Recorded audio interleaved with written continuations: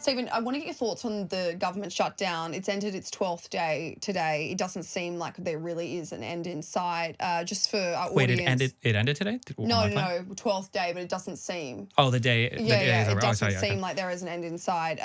It's estimated that around 900,000 federal employees are furloughed.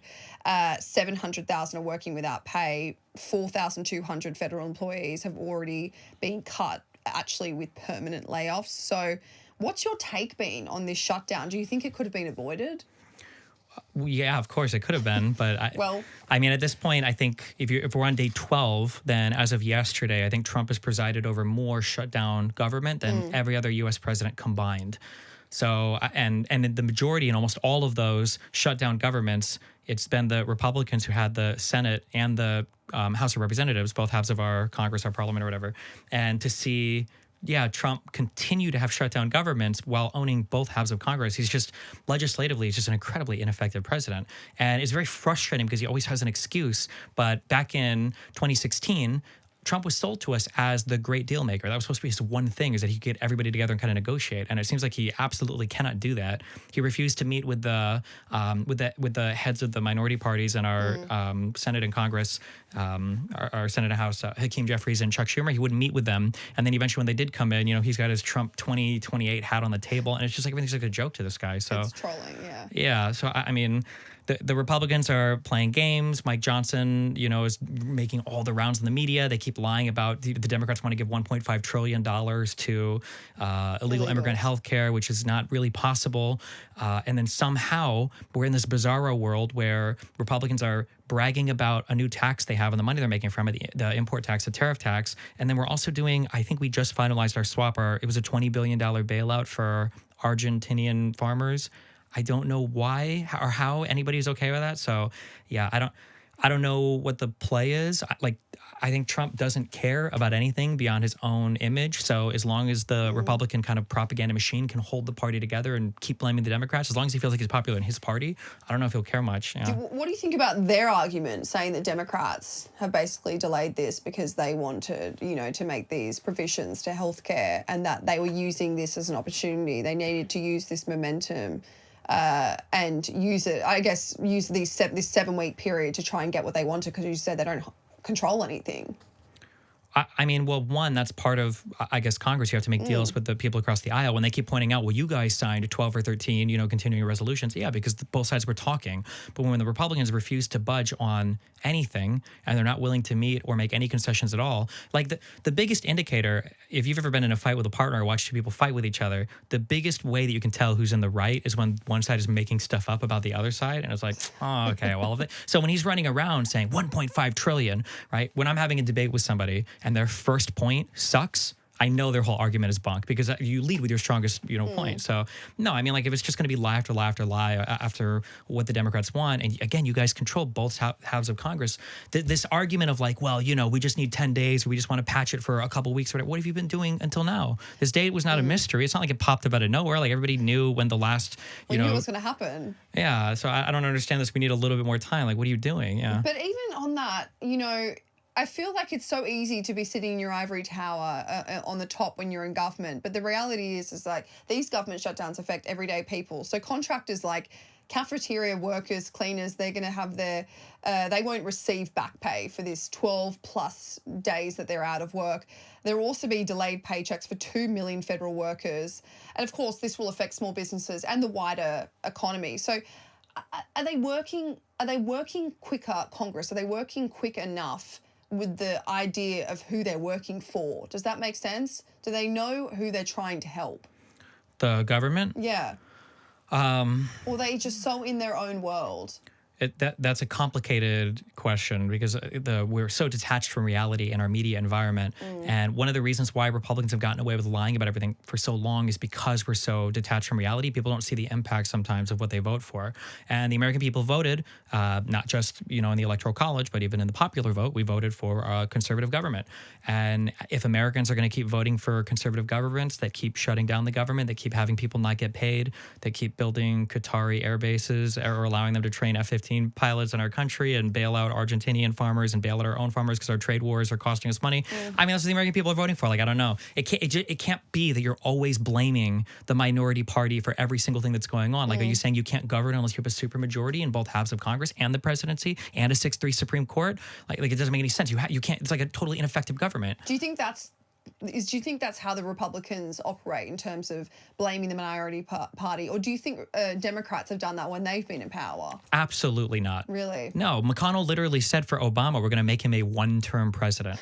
Barack Obama had the longest Supreme Court vacancy of any president in all of U.S. history because they refused to give him a Supreme Court pick. That's an insane thing to lose out on. And now we don't have abortion in the United States anymore. And now Donald Trump is immune from criminal prosecution. The Republicans just play this game of they've gotten further and further detached from reality, so they think that they can just throw a hissy fit on anything and tell Americans whatever they want to tell them to make anything happen that they want to happen. But at some point, you have to actually do your job. Trump on Saturday, he said that we have identified funds to pay military troops on October 15, and he will direct our Secretary of War, Pete Hegseth, to use all available funds to get our troops paid on October 15th, so this week. So what's your reaction to that, Stephen? Because does it relieve pressure on the Congress to basically continue the shutdown because they don't have that pressure of not being able to pay troops? But also, do you consider it unequal treatment to the rest of federal workers that aren't getting paid? Yeah, I don't know the obsession with just paying, with saying some workers are like more important than others, especially from Donald Trump, who loved to make fun of McCain for being a prisoner of war and would make fun of Gold Star families and everything else. I understand he's virtue signaling in a different direction now, but no, I mean, like your job is to fund the government and make the government work. You are the great negotiator. You've sold us that, over and over again, that you can make deals happen.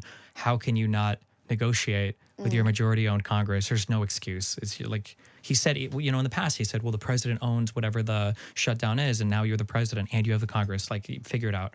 Kind of keeping with what's happening in Congress, many Democrats and Thomas Massie believe that House Speaker Mike Johnson and Marjorie Taylor even kind of alluded to this in a separate interview, that he's deliberately put the House into recess to avoid swearing in a newly elected Congresswoman. What is it, like 27 days, I think, now, since her election? Adelita Grijalva, she's a newly elected Congresswoman, I think in Arizona, and basically, if she was sworn in, it would enable the 218th signature on this discharge petition to basically force a vote on releasing these Epstein files. Johnson has denied this, but Thomas Massie, obviously a fellow Republican, is adamant that this is why he's put them on recess and that this is his strategic move. What's your reaction to this? Because this has actually garnered a little bit of, movement on Twitter of people following along with this. Yeah, I think it's probably true, yeah. Yeah, I think it's pretty obviously true. Yeah. Whoops. Yeah. But even if Trump's not even named in these files, there's nothing.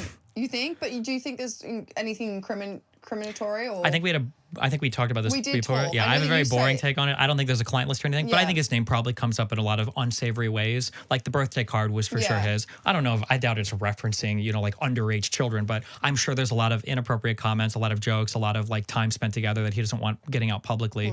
Keep in mind, in the United States, our DOJ and FBI already, we know that they were, crossing out Trump's name and documents and, pointing to things related to Epstein Forum.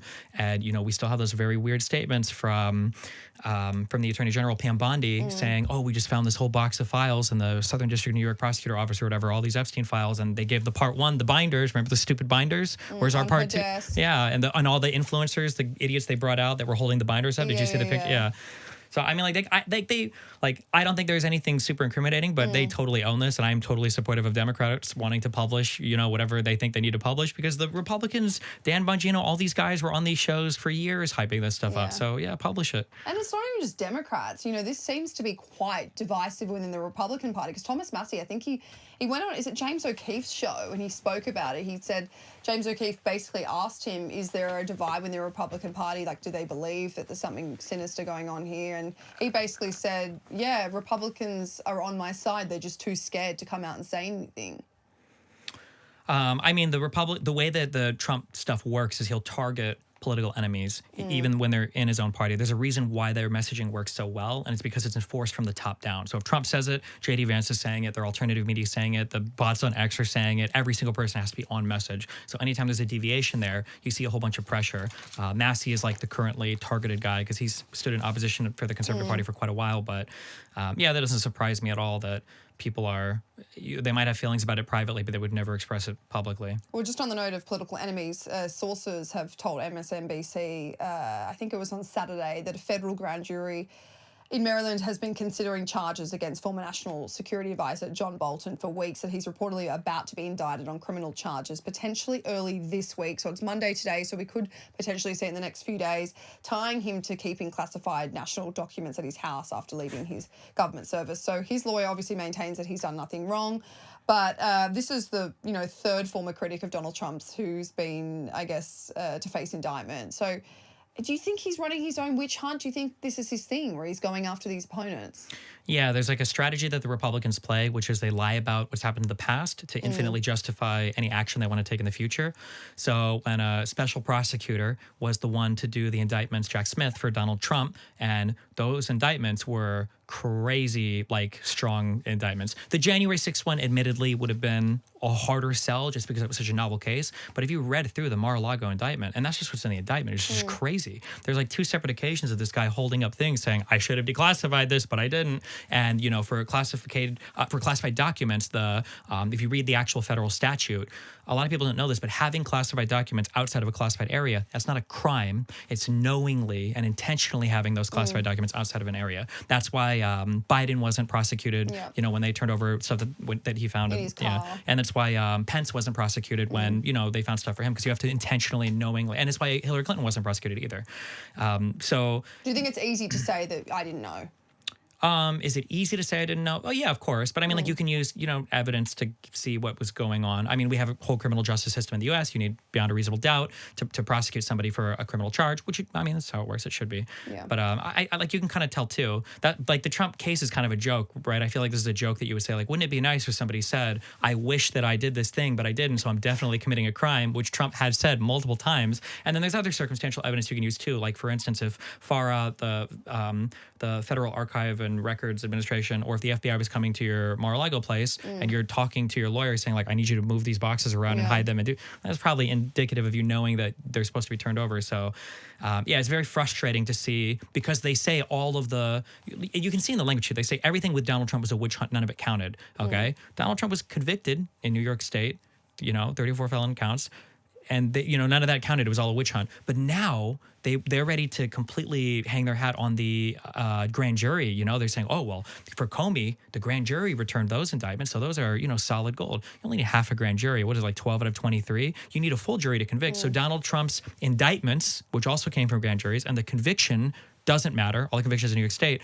But the indictments for Comey, for Letitia James, maybe for Bolton if they come, those are like really good indictments because they come from grand jury. It's just none of it. It's just all a joke. Yeah. And payback, I guess. Just finally, Stephen, Ukrainian President Volodymyr Zelensky, he wrote on X that he'd just spoken to Donald Trump for the second time in 2 days, and that it was a productive conversation. He said that yesterday we agreed on a set of topics to discuss, so that we've covered all the aspects of the situation, defense of life in our country, strengthening our capabilities in air defense, resilience and long-range capabilities. We've also discussed many details related to this energy sector. President Trump is well informed about everything that is happening. We agreed to continue our dialogue, and our teams are doing their preparations. So do you think this is kind of a roundabout way of saying that him and Trump discussed sending these Tomahawk missiles to Ukraine, and that Trump is about to sign off on it? Possibly. I mean, again, I think that Trump is probably really unhappy with Putin, especially after that Alaskan summit. Trump truly can't be as stupid as I think he is. So I feel like my mental model for him can't be right. But like when Trump, I remember after the Alaskan meeting, he dismissed all the world leaders from the Oval Office so that he gave his private little phone call, kicking his feet up on his bed, talking to his best friend, Putin. And then immediately after, Putin's bombing Ukraine and everything again. I'm sure Trump is feeling like personally slighted. So it wouldn't surprise me if he's talking to Zelensky and just greenlighting a bunch of stuff just because he's so personally offended and upset about it. It's possible, yeah. You'd hope so. And then this Harvard-Harris poll came out last week. I thought it was so interesting. I asked another guest about it because it was so... I don't know, it just said 86% of Republicans now want more sanctions on Russia. 66% support tariffs on nations buying Russian oil and gas, and 73% of Republicans back providing Ukraine with weapons. So I wonder if this is also an indicator of the fact that he might change his tune, potentially with more weapons, more aid to Ukraine. It's possible, yeah. It's definitely possible.